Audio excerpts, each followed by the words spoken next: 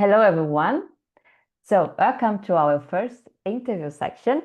And today we're going to talk about innovation and innovation behind academic projects. And I think today we're going to talk about something that touches many of us, especially in winter when you need to leave soon and your car is full of ice and you need to scratch your car window. So we're going to talk about ice today. Not only because it delays our mornings, but also because it makes our roads really dangerous. And also it's still a scientific challenge. So our guest today works at cutting edge anti-icing and de-icing technologies. Very complicated word. I need to talk really slow. So his name is Carlo Antonini. He received a bachelor and master in aerospace engineering in 2004 from the Politecnico di Milano and holds a PhD from the University of Bergamo since 2011 in Italy. He was a postdoc, a Marie Curie Fellow at the ETH and later joined the EMPA as a scientist. He has been a tenured associated professor at the University of Milano Bicocca in Italy since 2021 at the Department of Material Science, where he created a lab, a surface engineering and fluid interface laboratory.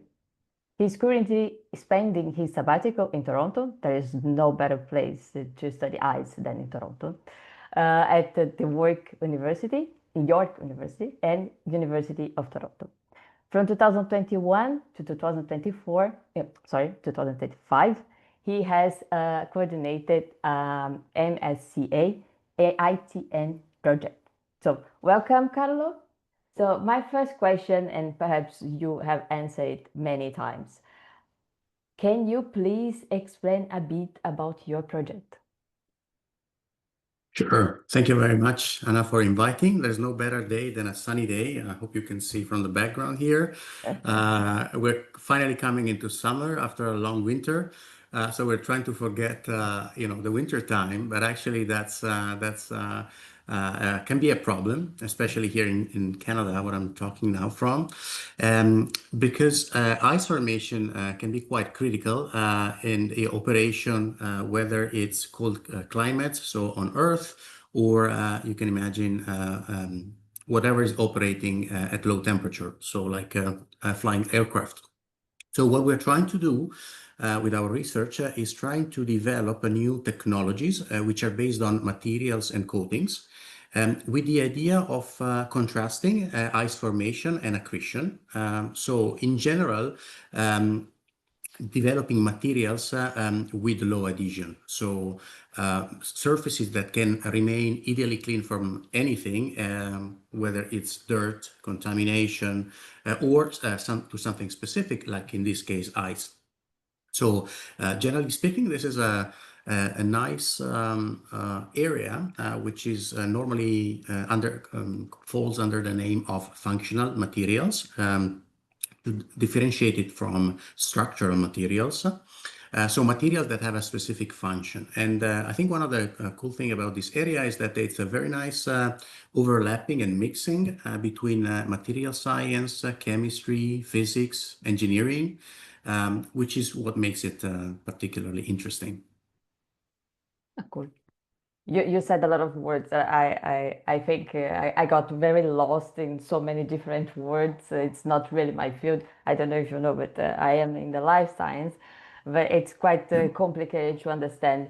And then because from my side, I always like it a lot about understand the human body. And for me, it was easy to go to the life science part. So for you, when you decided to go for working in project with ice, what, how do you realize that it was worth to understand about ice, or it was a problem worth solving, let's say? Yeah, so I think this dates back at the very beginning of my PhD.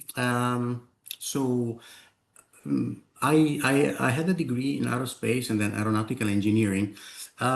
I wasn't particularly sure if I wanted to continue in this field. I was looking for maybe something related more to energy application, which was a hot topic then, and it's also now, but they're up and down. Yeah. But energy definitely was something that I wanted to investigate. And then I had the opportunity to, I had to wait a few months before participating to the call. As you know, in Italy, it's very strict. There's only a specific time of year when the PhD can start. So I had the opportunity to work for a few months with a professor at the University of Bergamo, Marco Marengo. And he introduced me to an engineer in Alenia Armacchi, who was working on the anti-icing systems for aviation. So I had discussion with him, and they were interesting really in developing new materials. At that time, nobody was working on that. Since I saw the application and the real need coming from the industry, I decided then to enroll the PhD program, and I had a couple of opportunities to start in two different places. But this one was kind of the strongest because more appealing to me because it was really I could really see that there was a need coming from the industry, and at that time I felt always insecure whether I wanted to continue with the academic career, so either do a PhD or so go directly to work for a company. So the fact that this was an industrially driven PhD was kind of a compromise for me to go and address this problem because I thought, okay, maybe anyway I can do something that is relevant to the industry. Yeah. Okay. Yeah, makes sense. So since you talk about the industry, perhaps in that moment when you are going to the PhD and you saw like an interface between academia and industry, in your case in ICE, what are the industries that should be looking at your project? Like how your project can benefit the industry as well, and uh, of course, what are the particulars, the particular interests of industries in your project, and what would be the biggest benefit of it? Yeah, well, I can, to answer this question, I think I can directly talk about the Marie Curie ITN project that I was supervising in the last 4 years, named the Surface, which is about developing technologies for ice protection and control. And there are a few companies involved, and they mainly belong to three fields. One is aviation. The second one is the energy sector, and specifically refrigerators. And the third one is sensor technologies, because specifically it's a company that develops sensors for wind turbines to measure the wind speed. So it's essential tool for the control of the wind turbine for an effective functioning of the wind turbine. And these are three companies that are all involved in the project because of the interest of their respective industry. So they really need to find a solution. But you can think of also in practical terms. I guess all of you had an unpleasant experience of opening a refrigerator and finding out there is a tremendous amount of frost, Yes, which is accumulated everywhere, and you need to in clean the it. lab Uh, we spend Also, hours to do it. even there, right? And then you really understand how ice can be, strong and adhere very hard to surfaces. And this is problematic because it contaminates the environment and it makes the refrigerator less efficient. So you can have, spoil your food if you're home, or you have, some weird condition in the refrigerator, which is bad for your lab activities. So it's very important to get this system effective and control then the ice formation. Okay. But now I think about something that it also associated to our daily basis, I would say. When you have ice, outside when you need, for example, to cross a bridge and it's full of ice because at night it was like snowing, and you see a lot of funny videos on Instagram with people falling down because of the ice.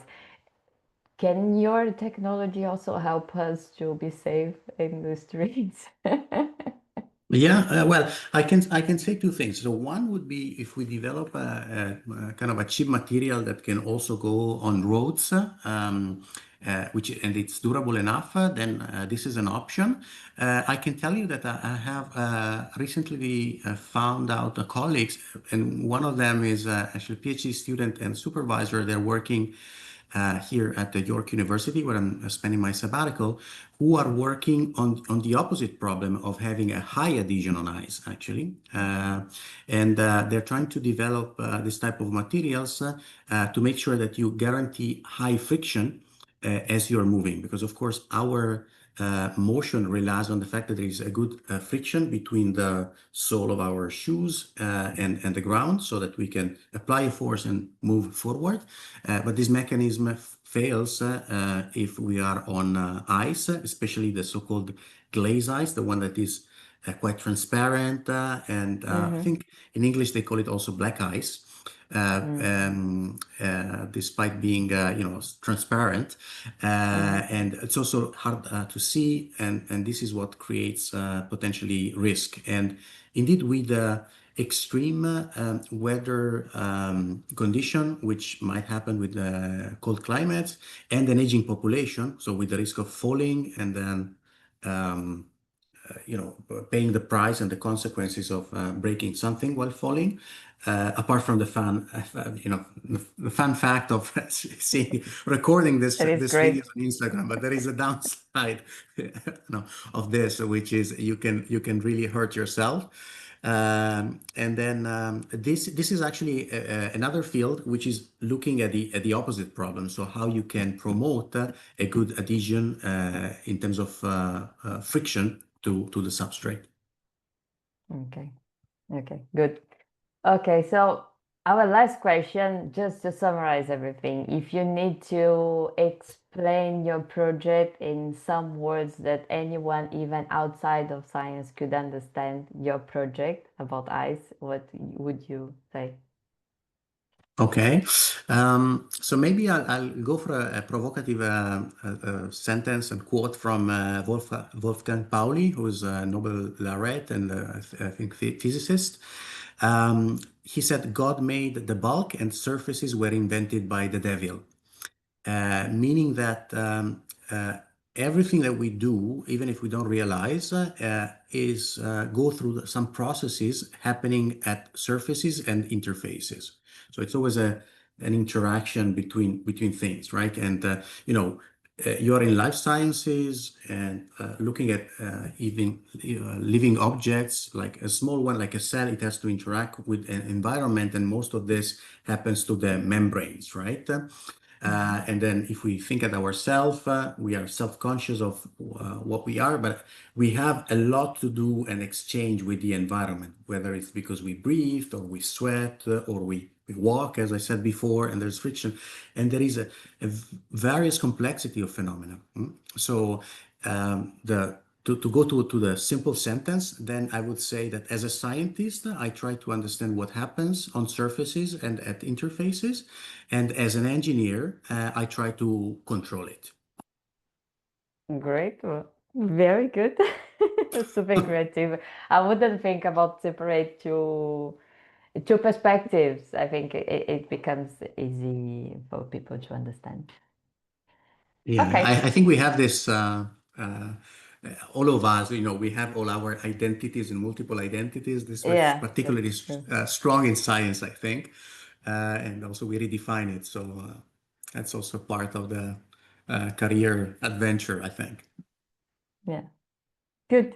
Thank you, Carlo. Thank you so much for your time and being here today with this series of questions. I hope I can see you all next time with these innovative questions to understand what is the innovation behind our project. Thank you.